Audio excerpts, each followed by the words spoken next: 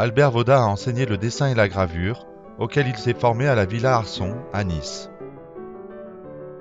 Il a fait des relations entre noirceur et lumière le cœur de son travail. Pour les estampes, Albert Vaudat privilégie ainsi la manière noire, où la luminosité s'obtient à partir d'un fond recouvert d'encre. Venu plus tard à la peinture, il travaille également à partir d'un fond noir, superposant les couches de glacis pour faire naître la lumière qui donne alors son modelé à la forme. De ces paysages dominés par des ciels immenses émane un sentiment d'infini qui ouvre à la dimension spirituelle de la peinture.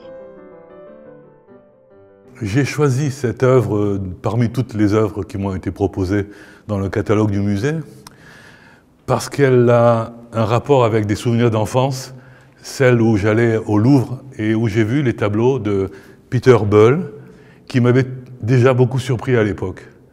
Ce sont des peintures qui ne sont pas des peintures organisées, c'est-à-dire ce ne sont pas des œuvres qui semblent dire quelque chose.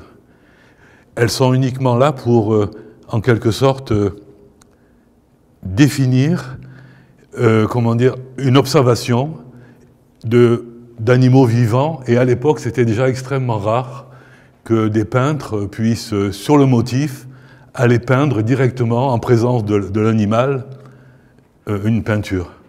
Donc bien sûr, on sent bien qu'il y a beaucoup de vide et au fond, c'est une peinture d'étude. Ce n'est pas une peinture faite pour raconter une histoire religieuse ou autre. C'est une sorte de catalogue que le peintre a voulu faire du vivant. Et pour moi, ces peintures ont beaucoup de sens parce qu'elles reprennent exactement ce que moi je recherche aussi de la même façon. C'est d'aller voir exactement la réalité des choses dans ma peinture et dans ce que j'aime voir et regarder. Les peintures de ce peintre sont des études qu'il a fait, si j'ai bien lu, parce que je me suis un peu renseigné quand même pour savoir exactement d'où ça sortait, dans la ménagerie de Louis XIV.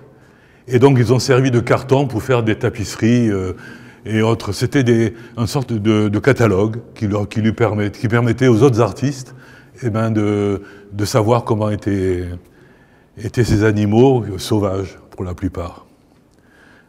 Alors ça me touche beaucoup, parce que cette peinture a un caractère un peu maladroit, un peu avec certaines, des impasses dans la peinture, et donc il y a une sorte d'hésitation dans la peinture, une sorte de modestie. Voilà, c'est de la peinture modeste, faite par un grand peintre.